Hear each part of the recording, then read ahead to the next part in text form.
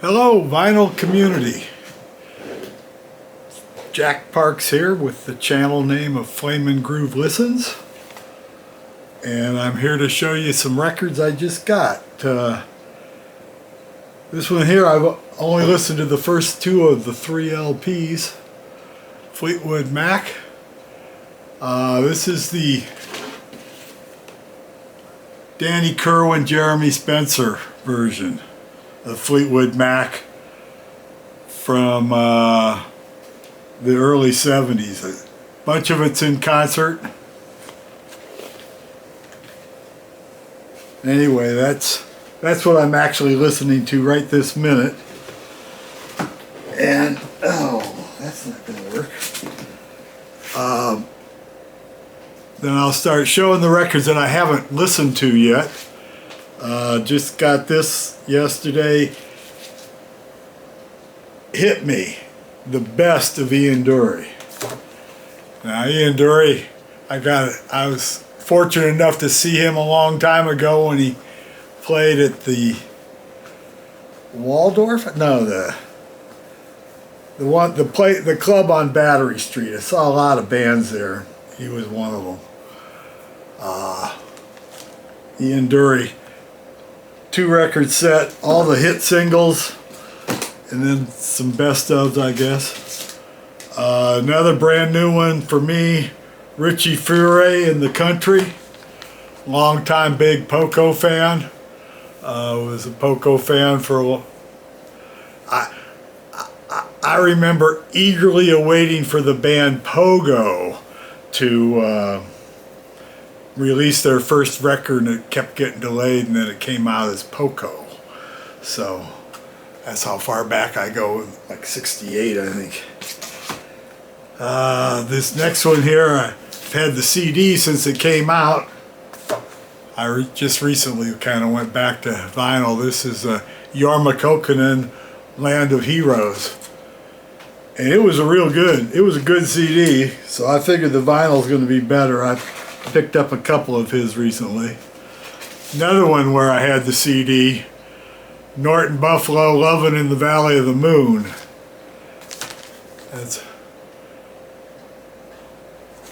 This is on, what was that, Capitol. It's on Capitol.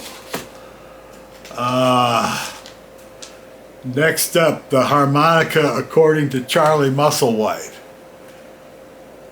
There you go. This is on the Kicking Mule Records label. I don't know if you can see that or not. Yeah, we'll see. Another one I haven't listened to yet. Got a signature T-Bone Walker on the cover, but I picked it up used. Price on it, yeah, for 10 bucks. It's a lot of early T-Bone Walker 78s. I'm looking forward to hearing it, but I haven't yet. Another one I haven't listened to yet, The Ventures Rock and Roll Forever. I got a chance to see them a long time ago.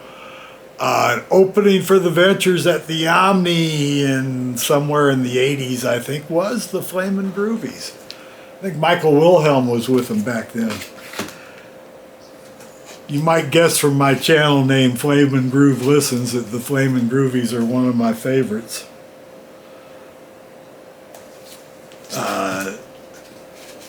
Now, I've never listened to this, but Stoneground's Third, picked it up used. Stoneground, Hearts of Stone, another one I picked up used. I like Stoneground. I had their Family album since when it first came out, and I guess I just never bought any of the other ones until the last year or so I've bought a couple of thousand records, because that's what I'm doing these days. But I hadn't bought any up for a long time. This is Copperhead. I got a chance to see Copperhead. I saw Copperhead once, the Long Branch, one of my favorite venues back in the early 70s when I first moved to California. Copperhead, John Cipollina's band. Another local guy that, and this one is autographed. Also, Stu Blank and his Nasty Habits Live. Haven't listened to this one yet, but I remember I've seen Stu Blank a long time ago. When's this record put out? It's on the Chesterfield label. No date. Typical. But it's another one here. Another local one. It is also signed. Pete Sears. This is some kind of ecology record. All the publisher's share of the mechanical royalties for this album will be donated to these and other non-profits, and there's a whole page of non-profits there. Watchfire. Pete Sears with Mima Farina, Jerry Garcia, David Grisman, Holly Near, and friends. Looking forward to listening to that. This one, I think I probably have most of this stuff on other compilations, but I'd never seen this compilation. It was in good shape, and I just love Dave Edmunds. Dave Edmunds, Nick Lowe, Rockpile.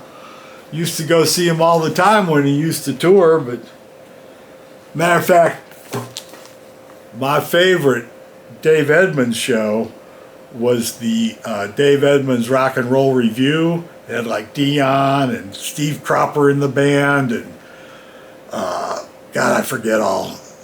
Look it up, the Rock and Roll Review. They only did like 8 or 9 shows, and I was at the show in San Francisco, which was the last show of the tour. They ended up, the whole band took a champagne break in the middle of the set celebrating the successful tour. It was a fabulous show. If you Dave Edmunds, Rock and Roll Review. It was a good. Now, I guess I actually listened to these two. I had no idea who this was, what this was, or what it would sound like. It was just, it looked interesting. It was called Clarabelle and the Creeps, the modern underground sound of Muscle Shoals soul. And you know, I like Muscle Shoals soul, and I'd never heard of it. Took a chance. I gotta listen to it again, but it was pretty good. Black Owl Radio. Savannah, Tennessee is the label. God, I don't know. And here's one. I have an earlier record by this guy, but I never had this one before. Cornell Hurd. The Cornell Hurd Band. This is on Bleemouth Records. Something like that. Fever in the South. The Cornell Hurd Band. I like it. I like them. They're like kind of stuff I like. Now this one, these next two, I'm a Yep Rock completist, and that's what I got this month. This is a Gang of Fours record that, I don't know, this is a reissue. I think the original came out in 2014. I haven't had a chance to listen to it yet. I don't think I've ever listened to the Gang of Four. I think I may have one song on a compilation, but we'll see. And this, I listened to half of it on vinyl. I listened to all of it streaming.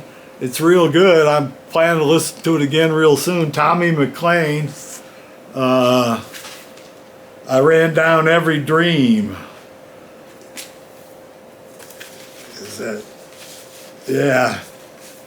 It's on this green vinyl. It's the first issue on. This guy, Tommy Mclean's an old Cajun guy, I think, and he hadn't recorded for years. Okay. Next, now the rest of these I've listened to, I think. Cannonball Adderley, Bossa Nova. This is you know, a $10 Cannonball Adderley with the Basso Rio Sextet of Brazil. It's kind of Brazilian. It was kind of good. Liked it. Creek Bank by Mose Allison on Prestige. Another great record. I liked it. Here's one of those ones that I never did pick up during the day. When did it come out here? I don't remember, but it's the Reach for the Sky. It was before Derek Trucks joined the band, but it was after, you know, I mean, I think Dickie Betts might still be in the band on that one. I'm not sure. The next one's a twofer on the Prestige label. Got that? It's a Gene Ammons record. Just starting to get into jazz. I hadn't ever really listened to jazz for a long, long time, and lately been getting into it. This one's a jazz record, $5. Brian Auger, Oblivion Express. I had a Brian Auger Jules Driscoll record. I still got it, and another one that I always enjoyed, and I saw it for $5. I figured, yeah, you know, why not? Basie, One More Time, from the pen of Quincy Jones. Boy, is this a well-recorded album. Pow! Bang, Quincy Jones production. Songwriting, I don't know if he produced it. It's on the Forum long play high fidelity recording. And the discount $1.99, the discount dollar price was not what I paid for it, unfortunately.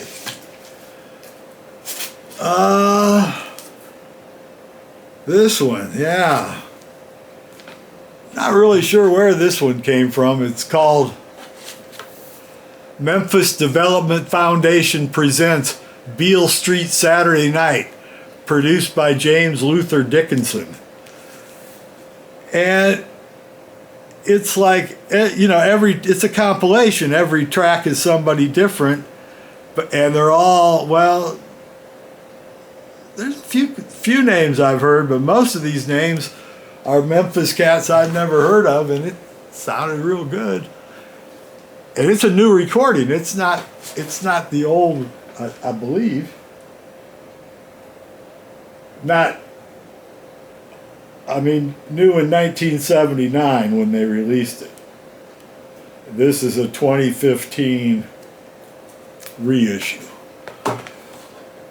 I think the other day Omnivore Records had a sale going on and everything was half off, and I think that's when I bought this, but it's real good. Here's another one of those, I think probably mid-80s Rainbow MCA label, Jazz Heritage Series reissue. Every one of these I've got and I've liked. Is, you know, they're old 78s reissued, but they do a real good job. I think they finally quit trying to make them into stereo.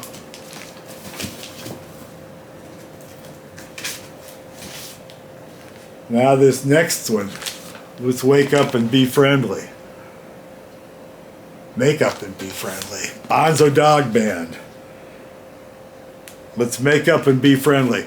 I got my first two Bonzo Dog Band records back before I moved to California in 1970, so I heard about them in Omaha and picked up on them, and everything I bought by them I've liked, and in my recent travels I discovered they have released 5 or 6 more records that I didn't have before, and this is one of them. Either that or I bought a duplicate, which I've been doing way too much of, because this is a special radio edition of a Solomon Burke live recording. And Soul Alive is the name of the album. And this has got, this is an EP, and it's got a few songs, but they're banded for radio play. So you don't have to, you can play, like one song is split in half, and part 1, part 2, because you may not want to play the whole thing on the air. It's Solomon Burke. It's got to be good. What else can I say? The King Cole Trio on score. Now, this is Nat King Cole with Lester Young and Red Callender on bass, or drums, I'm not sure, I guess drums. It's a little scrunchy, but it's a $5 record that's probably 85 years old. It's on the Score Micro Groove label. And it's Nat King Cole. No vocals, this is jazz. Now these next two. Nervous in Suburbia, Crazy Eights. Out of the way, Crazy Eights. Crazy Eights were a band I saw a couple of times back in their day, which in these recordings were 1985, 1986, I believe. Anyway, Crazy Eights, they were a fun little bar band with lots of horns and lots of, just, they were a party, rock and roll party band. I've got a couple of their CDs. I don't think either one of these are the things I have on CDs, and I saw them, they were still sealed for like $8 or $6 or something. They were, phenomenal band, party band. Like them a lot. So Crazy Eights was the band that played the night we got evacuated. Went to the Fillmore Auditorium over in San Francisco to see the Neville Brothers with Crazy Eights opening up. And the building next door, the synagogue next door, which was another big building, the Fillmore building's a good-sized building, and the ballroom is upstairs. They've got, drugstores and stuff on the bottom floor. And there's just an alleyway between the Fillmore building and the synagogue next door, and the synagogue next door burned down. So after Crazy Eights played their set, the guy, one of the guys that works for Bill Graham, came out and basically said, "We're evacuating you now. Please save your ticket stubs. The show will be something will be done, but we're evacuating. Please leave quickly." And so we're leaving quickly, and the Fillmore has a stairway where you got to go down and go out. As soon as you turn the corner, there's a full-dress San Francisco fireman screaming, "Move, people, move!" Fire drills from grade school. They work. Anyhow, what else did I get? Eric Dolphy and Ron Carter Magic. This is a twofer. One's an Eric Dolphy record and one's a Ron Carter record, but they both play on both records, so it's a great little set. That's on, what's this on? Dark Mystery record album cover. Distributed by Fantasy. A lot of Fantasy records in the stores around here because, of course, Fantasy is in Berkeley. A lot of promos. I don't know if that one might be a promo, but Duke Ellington. The never before released recordings, 1965-1972 on the Jazz Heritage label. I listen to this and it's just wonderful, smashing, well recorded Ellington jazz of, I don't know if these are, they were recorded between 1965 and 1972. And the Old Circus Train, Swamp God, Trombone. I don't recall these names all that much. Wild Bill Davis wrote one. Oh well, who knows? Next up, another one of my favorites. I've got a 4 CD box set, one of those budget box sets. Wynonie Harris, Good Rockin' Tonight. This is a 2-disc Gusto reissue. They're just all the hits, man. It's like, you know, what is it? 20 songs? 22 songs. Every one of them's a hit. Wynonie Harris, I mean, he's one of the originators of old rock and roll, if you don't know Wynonie Harris. Here's one of my all-time favorite songs is on this record, Cowboys to Girls. And to be honest, I have it by somebody else, I'm sure, and I've been trying to find it. I can't figure out. It's also the Hacienda Brothers used to do a wonderful version of this. They put it on one of their records and one of their live recordings. Hacienda Brothers don't have anything on vinyl by them, and I'm not even sure they ever did any vinyl, but God, they were good. Another recent pickup, Etta James on the Chess label. This is from like 73.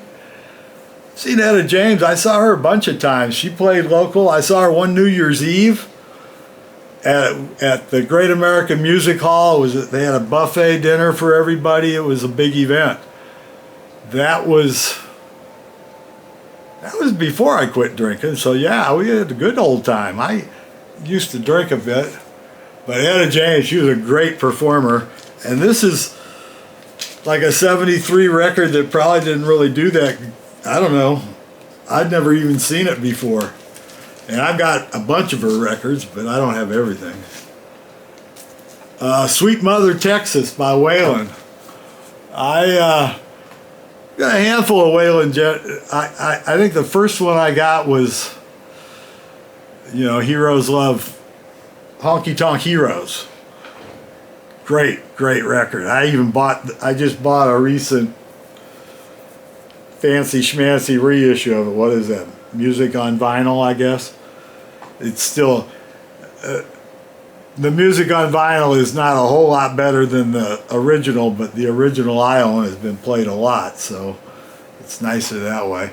This is a nice clean copy. It's back when it's on RCA, but he's got his own Flying W on the label. Here's my free record. Lately, when I go to the record store, I basically just kind of load up until I can't carry anymore and check out. And this was marked $3, and that's probably because of the condition. It's a pretty decent record, but it's Quincy Jones. I'd never heard it before. I heard that. And it's, you know, got everybody on it. I mean, it's got 1 million people on it. I'll probably listen. You know, I cleaned up okay. One of the sides does have a pop, pop, pop, pop, pop scratch, so more than my sugar cube will take out. Although it does a good job on most things. A couple of Herbie Mann records, because they were available, and I felt like it, I guess. Like I say, I've only recently gotten back into listening to any jazz at all, and I just kind of go with my gut and the covers mostly. Or what I hear. The jazz bums, I've been listening to them a lot. What I got here? I got a couple of Joni Mitchells I hadn't had. I had some early Joni Mitchells and a couple of live ones with their jazz bands. But I was not a huge Joni Mitchell fan. Although I saw her YouTube videos from the recent Newport Festival. She blew me away as an old lady. She's still got it. I was impressed. So I picked up a couple, and they're both really good. This Mingus, the Mingus one, and this is Court and Spark. I never had them before, and they were available, so you know. And then this I think I have this on CD, but gosh, Aaron Neville. Got to see him at the old Sweetwater, which was really a tiny, tiny club. And boy, was it packed. But he's got such a wonderful voice. And that was just him and a piano. I think it was just him and a piano. I don't even... But it was some benefit for the Marin County Film Festival that I just happened to read a line about that had the place to get a ticket, and I just got a ticket and went. I must have been the guy that read about it, because I mean the place was packed, and I think that the tickets had been unavailable for weeks when that finally happened. But damn, he's good. The Neville brothers are good, but Aaron Neville, he's got a great little voice. This is another one of those half price bargains at Omnivore Records. This was a Record Store Day record. Thanksgiving in New York City live, the New Riders of the Purple Sage. They've been like one of my favorites ever since, you know, they got started. I have almost all their vinyl records, because that they released up through 85 at least, and then I may be missing a few, but they're good. Anything. This one here on Riverside, Odetta and the Blues. Saw Odetta once. She's amazing. But you know, it's just Odetta and the Blues. It's good. So the other day, I like to read mystery books, James Patterson novels. James Patterson and Dolly Parton have written a novel. And this is the record that Dolly Parton wrote all the songs for, but the character in the novel wrote all the songs, if you get what I mean. If you like mysteries and you like quick, easy reading mysteries like James Patterson always writes, Run, Rose, Run is a mystery with the, you know, young country singer in it, written with Dolly Parton. It's pretty good. Now this, The Very Best of Poco. Like I said with the Richie Furay album, I've been a Poco fan for a long, long time. I never bought this record because you know, I had all these tunes on the original records because I have all the originals. But I saw it in a record store still sealed for $5, and I go, I can't leave it in the store for $5. You know, and it's interesting. I don't think it sounds quite as poppy as the originals, but it's a, you know, different track order, different running order of all songs I'm familiar with, but not in that running order on the record. So it's all right. And like I say, I've just been buying way too many records. Here's one. Don't really know how to show it. I ended up, it's a twofer of Ma Rainey. Ma Rainey twofer. She did some incredible singles, you know. You know, it's like back in this is on Classic Jazz Milestone reissue twofer. If you like that old blues stuff, this is the stuff to get.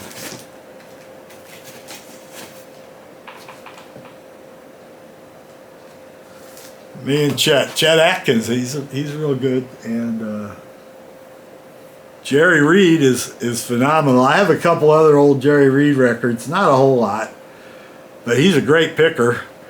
And I don't know how much of this it was. Just looked interesting. $8.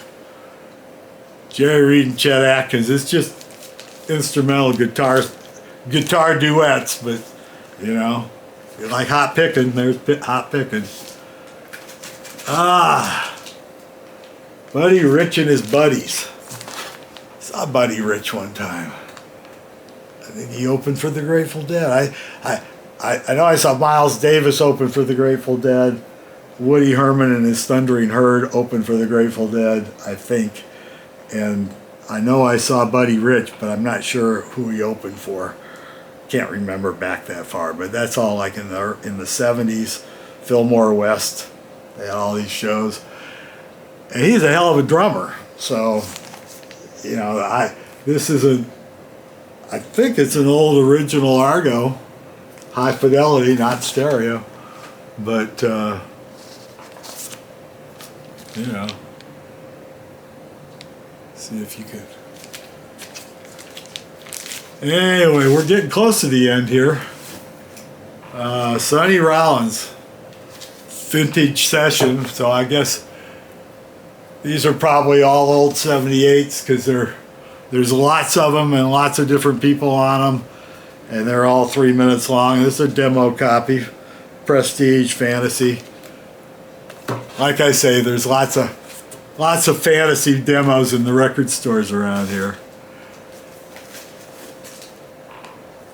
Here's a Merle Saunders record. Now I have the Merle Saunders and Jerry Garcia record, and I've actually seen Merle a few times, and I've got his Rainforest record, well, on CD, not on record, but this just looked interesting. It's on Crystal Clear Records, which is cut direct to disc. So it's, you know,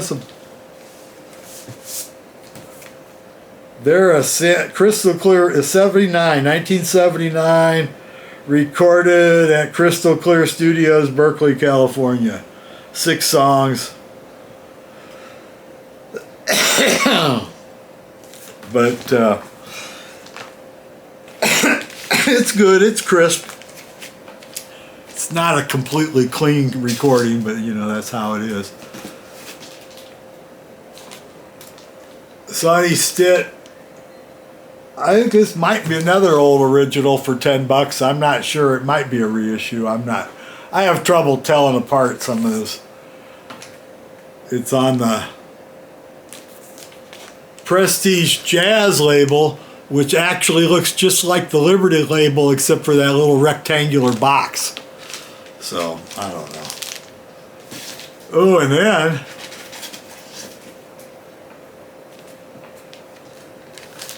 Rhino reissue compilation disc, The History of Surf Music, the Instrumentals. Well, I loved surf music when I was a kid, and I didn't really buy records back then, so I found 2 surf music records.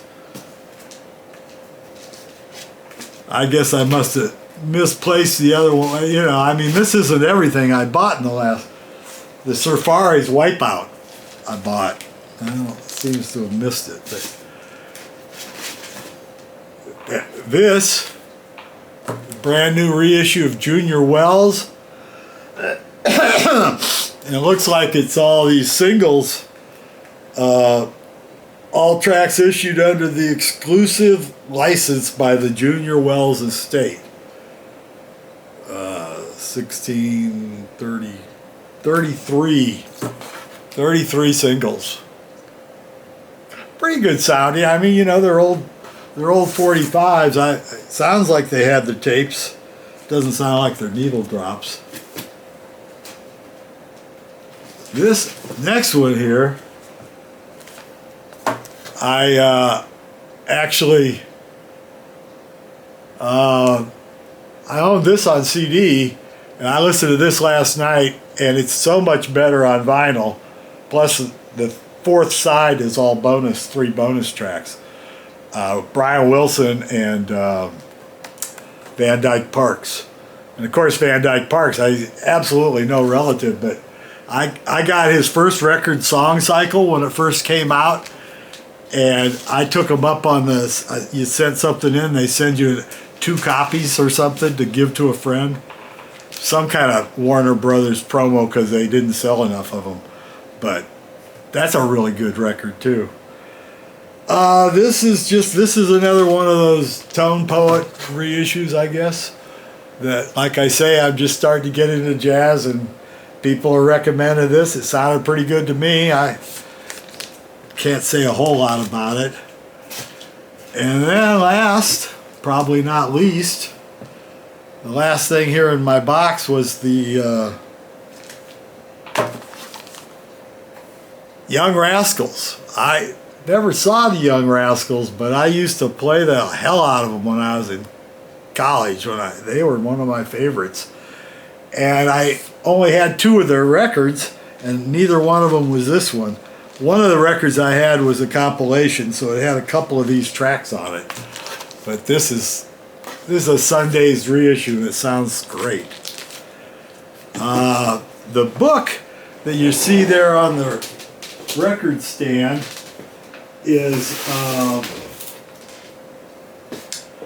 brand new, just came out. John McEwen, the one of the members of the Nitty Gritty Dirt Band, wrote that book as a tribute to his brother who passed away a couple of years ago, who did most of the photography of the book. And I really enjoyed the hell out of it, I tell you. It's a real good book.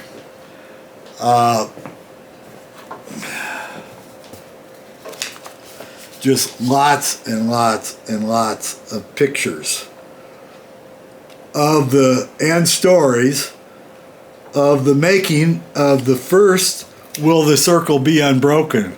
Came out, they made it in like August of 72. It came out in early 73, I think, or late 72. I remember when that record came out, I'd been waiting for it because I'd read the, if you buy a copy of the record, I think they still have the Rolling Stone article about that record, which came out before the record did because they reproduced it as part of the liner notes. And that, I'd been waiting for it to come out, I walk in the record store one day, and they had stacks of it 6 feet tall on 2 different corners. They had, because it was a triple record disc and it didn't take very much. Now, the last thing to show you, I just bought yesterday and I forgot it was in this other box for some reason. About a month or 2 ago, I watched the Sparks Brothers documentary on some streaming service, Netflix or YouTube or someplace, because I'd heard people talking about it, saying how good it was, and it's real good. And I have one Sparks record from way back that I bought when it came out, and I never bought it anymore, but you know, I kind of liked it, but it wasn't one of the bands I was going to see. You know, I was big into Nick Lowe and Dave Edmund, and it just wasn't. But I watched that documentary, I liked it a lot. I go to the record store, and what did they have but a 4 LP set of the soundtrack to the documentary. This is it, 8 sides of all the stuff that's in the movie. A lot of this stuff I don't think they've ever recorded. They list 2 of the songs as being from specific records, but nothing else is listed like that. I just finished cleaning this thing before I started this video, and haven't got a chance to listen to any of these yet. The other thing here, so I got 2 more Sparks records. This is weird. This one is called, I don't know what it's called. Oh.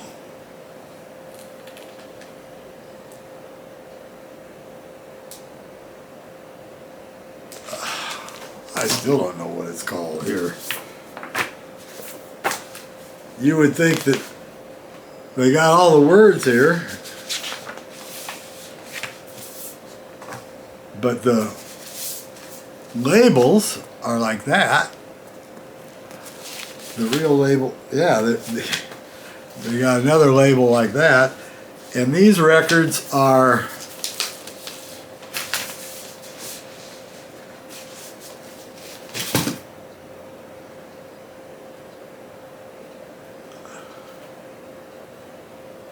picture discs, which I didn't realize until I brought it home, but it's a fairly